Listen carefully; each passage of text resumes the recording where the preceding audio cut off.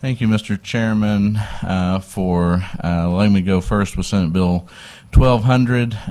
May have to duck out relatively quickly here. I have another bill in a competing committee that has unfortunately been scheduled at the same time. Also, for the sake of brevity, I will just limit myself to some bullet points here. This is the DWI diversion program, which this committee heard last year as well, and basically the diversion program is limited to individuals who meet the following qualifications. The defendant has not previously been convicted of an intoxicated related traffic offense. Defendant not currently enrolled in another diversion program. Defendant does not hold a commercial driver's license. The offense did not occur while operating a commercial vehicle, and the offense did not result in the injury or death of another person. If the committee has more detailed questions, I'd be happy to do that. But again, for the sake of time, I will leave it there so we can get to witness testimony. Thank you, Mr. Chairman. Any questions for Senator Trent? See none. First witness in support of Senate Bill 1200.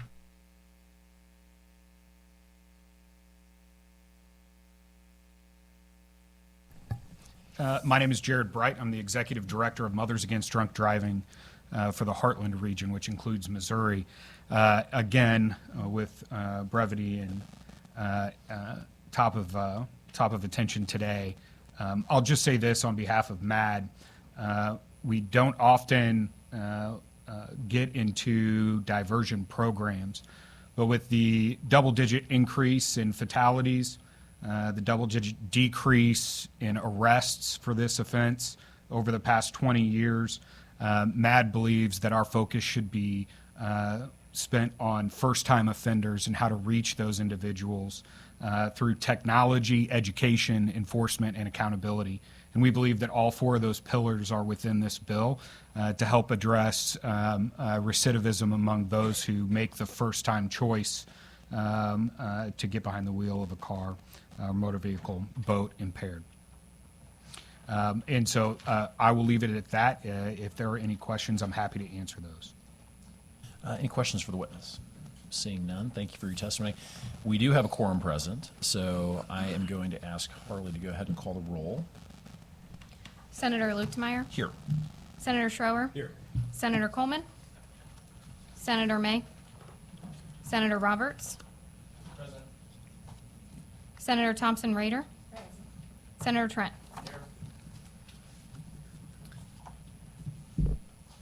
And I know Senator Trent's got somewhere to be, so I'm going to make a motion that we go into executive session. Do I have a second? It's been moved and seconded.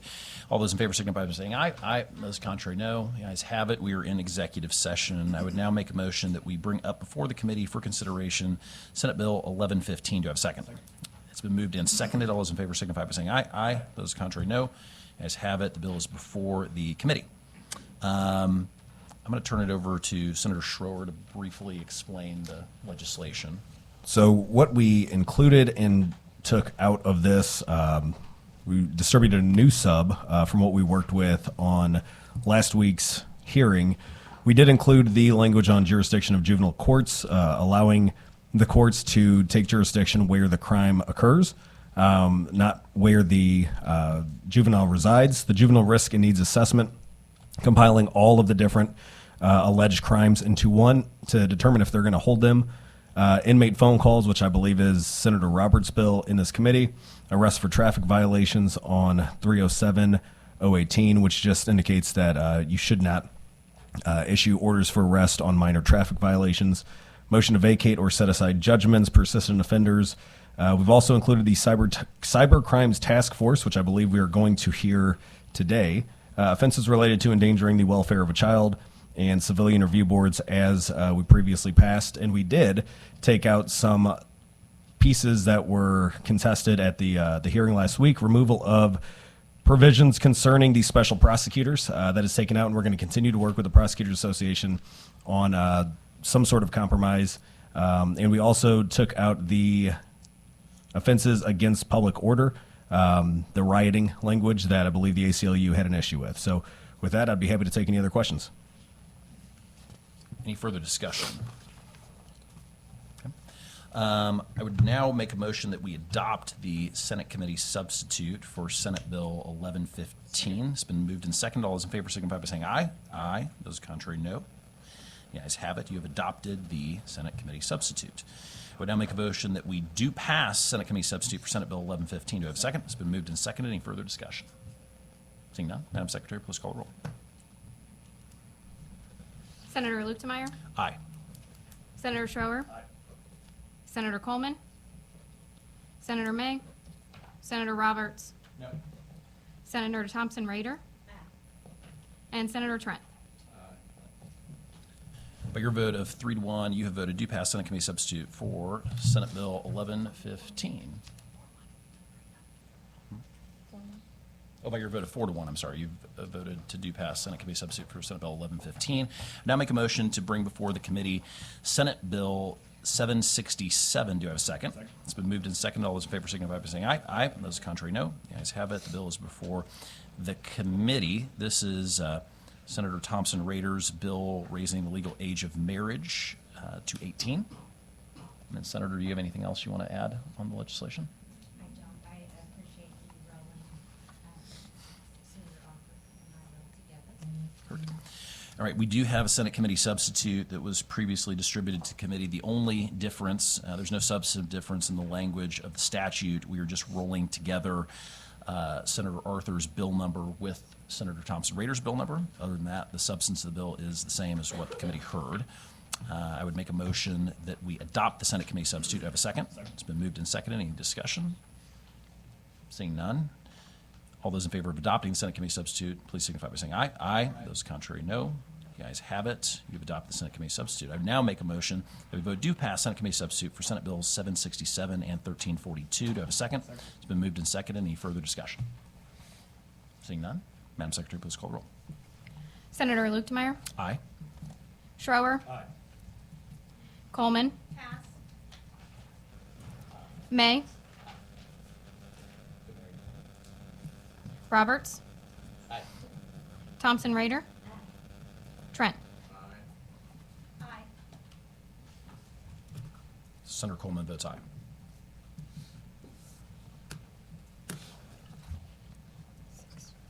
By your vote of 6-1, you've voted do pass Senate Committee substitute for Senate Bills 767 and 1342. Next, I'd make a motion that we bring before the committee Senate Bill 744. Do I have a second? It's been moved and seconded. All those in favor signify by saying aye. Aye. Those contrary, no. The ayes have it. The bill is before the committee. This is the child custody bill. We had companion bills that were testified on by Senator Arthur and Senator Bratton last week. This is some cleanup language from last session that I think there had been an agreement that the House was going to TAFP another bill, and that did not happen, and so we're back working on some of that cleanup language relating to best interests of the child standards. Is there any discussion on the bill? Senator Coleman. Thank you, Mr. Chair. I haven't had a chance to review the sub. I think it came out at about noon, and I just got in the building. Yep. Can you walk me through any changes from what we heard in committee? I will. We are going to vote on a Senate Committee substitute that rolls the two bill numbers together. That's the only change. That's the only change. Awesome, thanks. So as you may recall from the hearing, there were slight variances between Senator Arthur's version and Senator Bratton's version. So we're going to be adopting Senator Arthur's version and then rolling the two bill numbers together, but that's it. And who will be the handler? Senator Arthur. Thank you. Any further discussion? Seeing none, I would now make a motion that we adopt Senate Committee substitute for Senate Bill 744. It's been moved and seconded. All those in favor signify by saying aye. Aye. Those contrary, no. The ayes have it. You've adopted Senate Committee substitute for Senate Bills 74 and 1026. I now make a motion that we do pass Senate Committee substitute for Senate Bills 744 and 1026. Do I have a second? It's been moved and seconded. Any further discussion? Seeing none, Madam Secretary, please call roll. Senator Luetkemeyer. Aye. Schroer. Coleman. May. Roberts. Thompson Rehder. Trent. I now make a motion that we exit executive session. Do I have a second? It's been moved and seconded. All those in favor signify by saying aye. Aye. Those contrary, no. The ayes have it. We are out of executive session. We are back on Senate Bill 1200 from Senator Trent. Further witnesses and support.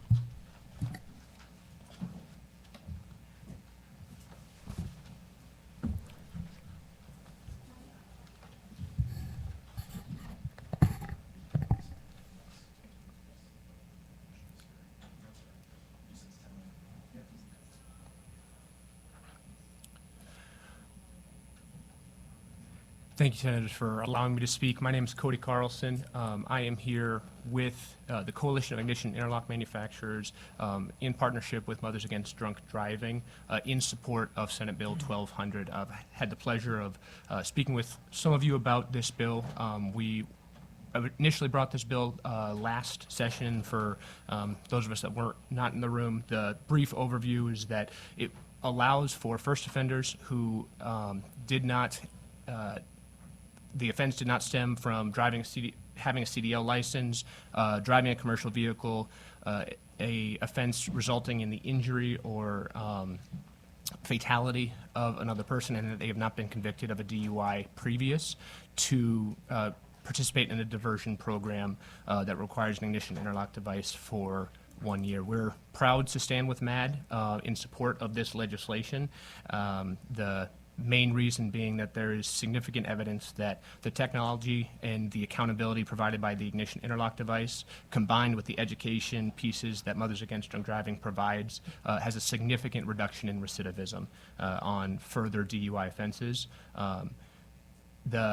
We were able to make some substantive changes from last bill by way of access, by working with some of you fine senators. The primary one being that if you fall under certain indigency standards, the industry gives a discounted rate for all of the standard fees, installation, servicing, and removal, as well as the monthly lease fee. The industry's position on this is we want to be able to provide the accountability but not limit the access that anyone can have of being able to choose and work through this diversion program with our technology. Thank you very much. Any questions for the witness? Seeing none, thank you for your testimony. Further witnesses in support? Seeing none, any witnesses in opposition?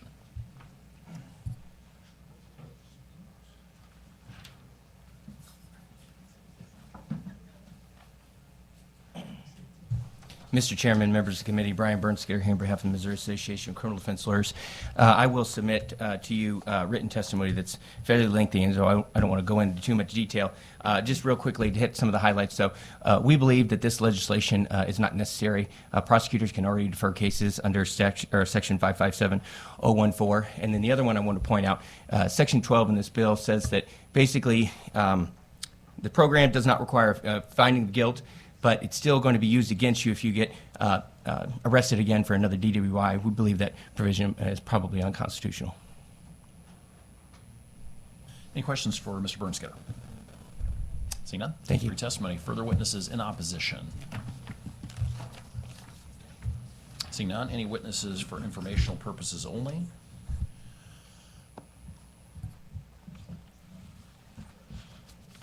Hi, Angela Nelson, AAA Missouri, Automobile Club of Missouri, and we've got 122 years of advocating for traffic safety and motorist rights, and we're here for informational purposes. Typically, AAA does not support diversion programs. We feel that they have a low success rate in terms of recidivism. The difference with this one is the ignition interlock device. That has shown through studies and research that they have a great success in reducing recidivism with DUIs and DWIs. Specific provisions in this bill that AAA feels very strongly in support of. Subsection 2, subpart 5, eligibility is limited to those who have not caused injury or death to another person. We believe that's very important. And we also, conversely to the gentleman before me, we feel very strongly in support of subsection 12 regarding one of these diversion programs being used for subsequent chronic habitual offender. And then we do appreciate the addition of subsection 13 this year to address the affordability for low-income individuals. So with that, that's all my testimony. Any questions for the witness? Seeing none, thank you for your testimony. Any further witnesses for informational purposes only on Senate Bill 1200? Seeing none, that'll conclude the hearing on Senate Bill 1200. I made a mistake earlier when we were in executive session. We had another bill in our possession that I had intended to exec today, and so I'm going to make a motion that we go back into executive session. Do I have a second? It's been moved and seconded. All those in favor signify by saying aye. Aye. Those contrary, no. You guys have it. We are back in executive session. I now make a motion that we bring up for the committee's consideration Senate Bill 1098. Do I have a second? It's been moved and seconded. All those in favor signify by saying aye. Aye. Those contrary, no. You guys have it. The bill is before the committee. Senate Bill 1098 is Senator Roberts' bill from last week that has to do with capping the amount of fees that can be charged by the Department of Corrections for call time from prison. I understand this mirrors a federal statute that was recently passed, too. Senator Roberts, anything else you want to add on it? Nothing new to add. Thank you. Great, appreciate it. Any further discussion? Seeing none. We do not have a Senate committee substitute on this, so with that, I would make a motion that we vote do pass Senate Bill 1098. Do you have a second? It's been moved and seconded. Please call the roll. Senator Luetkemeyer. Aye. Senator Schroer. Coleman. May. Roberts. Thompson Rehder. And Trent. I know Senator Trent is across the hallway. Oh, he is here. Okay, never mind. Okay. Just making sure we know which bill it is. It's Pass the fees on inmate calls. Okay, aye. Thank you. Okay. until I looked down there, I was going to say we're going to leave the board open for him to vote later. So it's good to know you're here, Senator. All right. With that, I would make a motion that we exit executive session. Do you have a second? It's been moved and seconded. All those in favor signify by saying aye. Aye. Those contrary, no. Guys have it. We're out of executive session. Next up, Senate Bill 1070. Senator McCreery, whenever you're ready.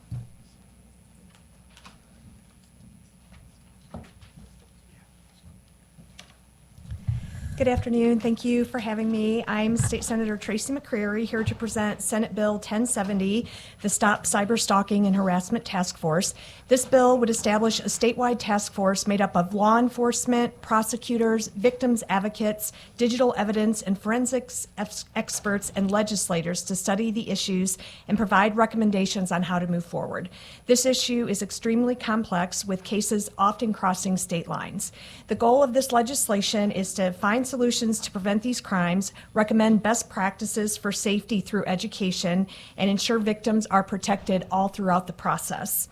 The task force will collect feedback from victims and hear firsthand experiences and get insight from experts in digital forensics in the digital forensics field on best solutions to prevent these crimes. The impetus of the bill is for my predecessor, Senator Jill Shoup, started this conversation and legislation in 2022, and after I met with and heard from several survivors of cyber stalking, I decided that I was going to continue with the work of Senator Shoup because it's critically important to our entire state. So without anything else to add, the bill's pretty straightforward. I think my at least two of my witnesses, if not three, will be able to provide additional insight.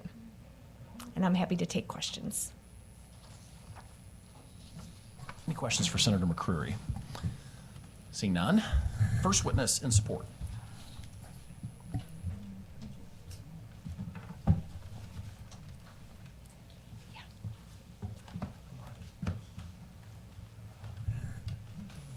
Good morning, Mr. Chair and the committee. My name is Angela Voorhees, and I live in St. Louis City. I'm representing myself as an individual directly impacted by cyber stalking. I appreciate the opportunity to talk to you this morning, and I implore you to recognize the incredible personal and lasting impact you could have to further my safety and the safety of other Missouri residents. I'm here to support Senate Bill 1070, the Stop Cyber Stalking and Harassment Task Force. Cyber harassment is a form of domestic and sexual violence. Abusers utilize the internet, phone dependency, our life engagement on social media to further psychological and emotional distress. I am a victim of serial cyber stalking. I crossed paths with my cyber stalker at a public discussion in St. Louis. I never shared any personal information, nor did I meet with this individual privately. We were and still are complete strangers. He followed me a week later to another public discussion, and 1 month later, on September 11th of 2017, I began receiving multiple explicit rape threats.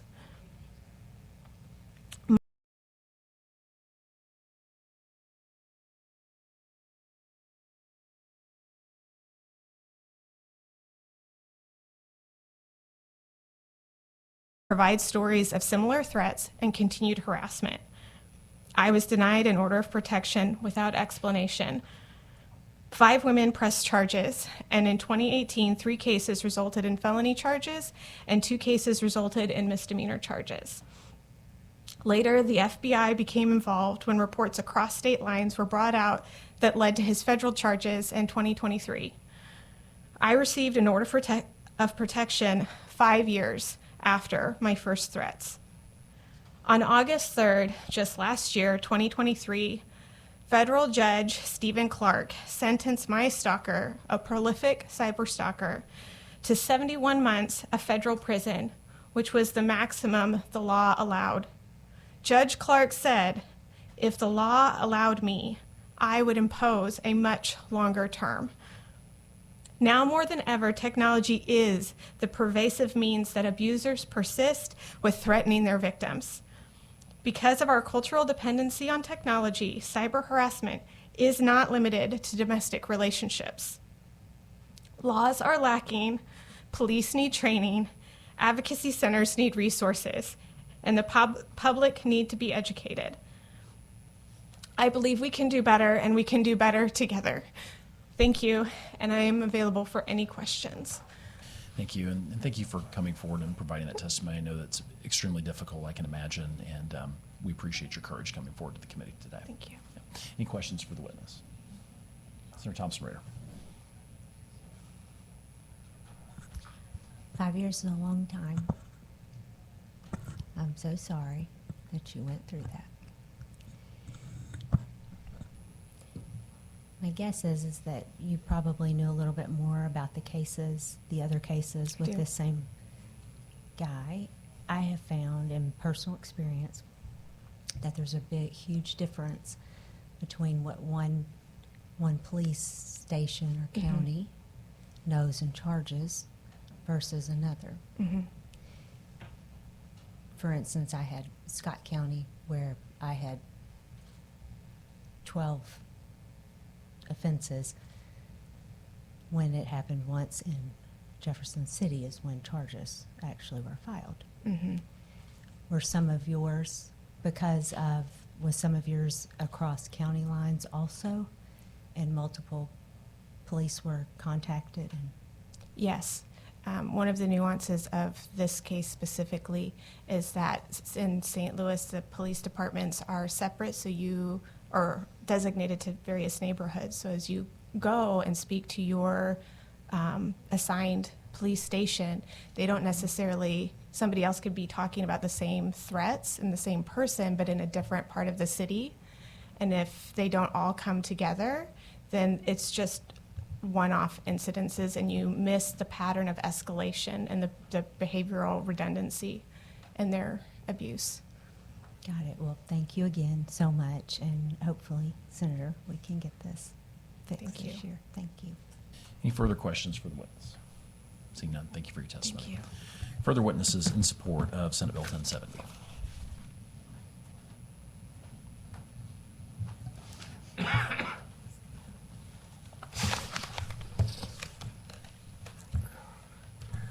Good morning, Mr. Chair and members of the committee. My name is Mark Kurkowski, owner of Kurkowski Consulting and Training, and I'm here to support Senate Bill 1070. As a subject matter expert with over 30 years of experience in the field of domestic violence and stalking, I can attest that the use of technology plays a huge role in most stalking cases. Several years ago, I had the opportunity to work with Angela, which involved her serial stalker. I saw firsthand how Angela's stalker affected her physically, psychologically, and emotionally. Angela is not alone.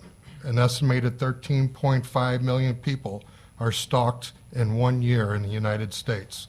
Nearly 1 in 3 women and 1 in 6 men have experienced stalking victimization at some point in their lifetime. Stalking is a perpetual victimization. The majority of stalkers use and manipulate technology to monitor, watch, contact, control, threaten, sabotage, isolate, and frighten victims, as well as to damage victims' credibility or reputation. Now more than ever, the use of technology is how stalkers not only threaten their victims, but can destroy their lives. Angela's story magnifies the importance of being able to quickly identify the severity of stalking behaviors and how those behaviors can escalate to violent ends. The task force would impart aid for victims of cyberstalking and harassment across the state. It would also empower those who respond to these types of crime, no matter how big or small the community. Thank you for your time, and if you have any questions, please do not hesitate to ask. Any questions for the witness? Seeing none, thank you for your testimony. Further witnesses in support of Senate Bill 1070?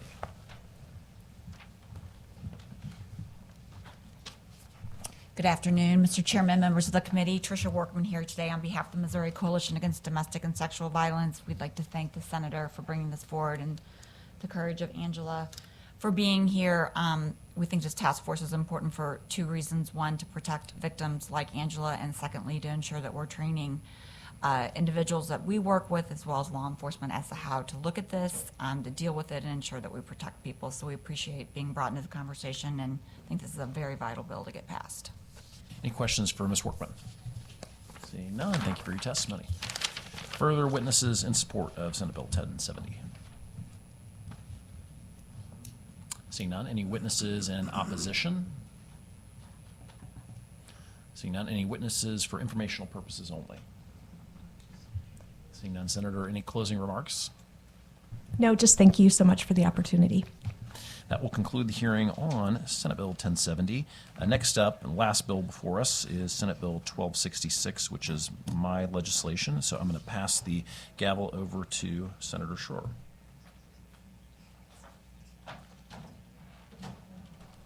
Thank you, Mr. Chairman. Whenever you are ready, please proceed with presentation of Senate Bill 1266.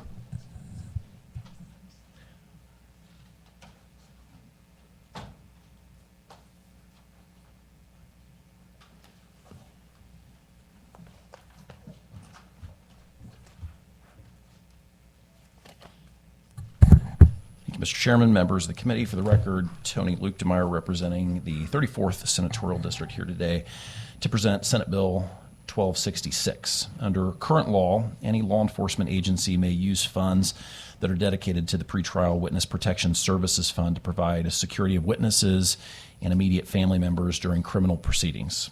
Senate Bill 1266 adds to that prosecuting and circuit attorneys' offices, and that they may also use the funds. During the period of its existence, the Pretrial Protection Services Fund has not been utilized to its full potential. As a result of outreach from the Department of Public Safety, it was suggested that prosecuting and circuit attorneys' offices should also have access to use the funds to support the witness protection program.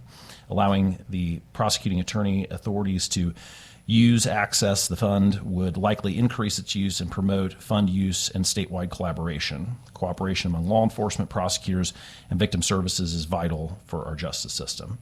The filed version of Senate Bill 1266 repeals certain application requirements for reimbursement of costs for witness protection and provides that law enforcement agencies and prosecuting and circuit attorneys' offices shall submit an application to the Department of Public Safety. We are actually going to be introducing a committee substitute next week that would repeal some of those provisions, but keep intact the provisions that allow circuit attorneys and prosecuting attorneys to take money from the fund for witness protection. I did have a conversation with the director earlier today to ask about the current statistics that we have for utilization of the fund. As of the date that we started the fund through today, there have been approximately $51,000 worth of grants awarded out of the fund. That represents roughly 170 different witnesses, most of whom are coming from the Kansas City area, and most of those individuals are victims of or witnesses to violent crime, including homicides and very serious assault cases. And so with that, I would be happy to answer any questions from the committee. Any questions from the committee members? Seeing none. First witness in support, please come up, have your witness form ready, and proceed when you are readily available.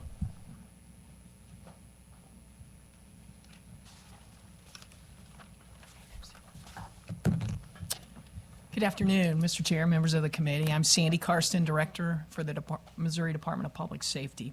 I want to start off by thanking Senator Luetkemeyer for sponsoring this bill. We are in support of Senate Bill 1266. We believe the changes contained in this bill will expand the use of the pretrial witness protection services fund. This was first created in 2020, and it was designed to assist law enforcement with witness protection services. Since that time, we've provided many educational sessions for chiefs, sheriffs, detectives, and investigators, as well as officers.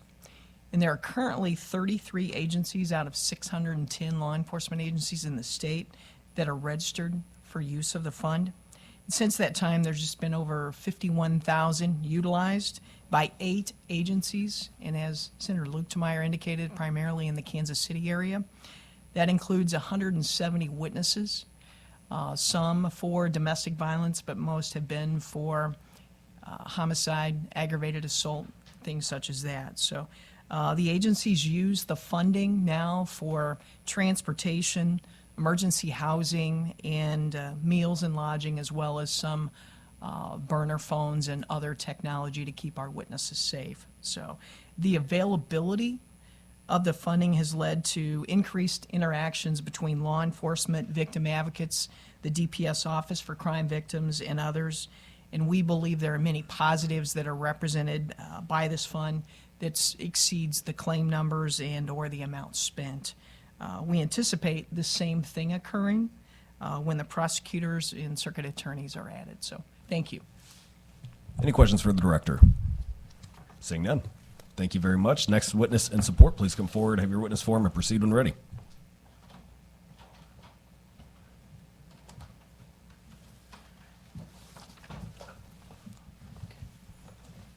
Good afternoon. I'm Dan Patterson, the prosecuting attorney in Greene County and immediate past president of the Missouri Association of Prosecuting Attorneys. We are also in favor of this bill.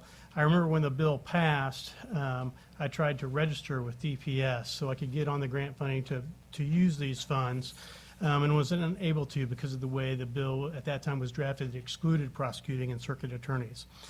As you may know, there's a similar statute, 491-460, that provides a similar fund for prosecuting attorneys. However, that's grant funded. Each year it only has $10,000 from a JAG grant, and so it's insufficient. And in part because it's insufficient, I think not enough people apply for it. What including prosecuting and circuit attorneys will do, that'll also include our victim advocates across all the circuits. And they have a really important role in witness protection because they will meet with those victims to help them do safety planning, to identify their needs, what is really necessary if they're going to relocate, or there are other measures short of that that we can take.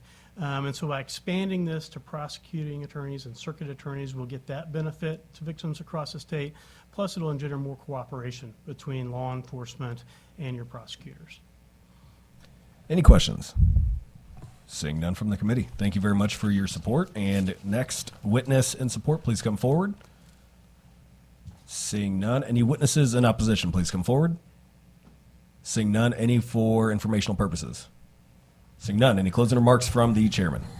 Just to draw the committee's attention to the fact that we have noticed this up as a consent bill, and so we will proceed with voting it as a consent bill next week, and we'll see how that goes. Sounds good. I don't know if there's any. Okay. Motion to adjourn. Seconded, and we will adjourn.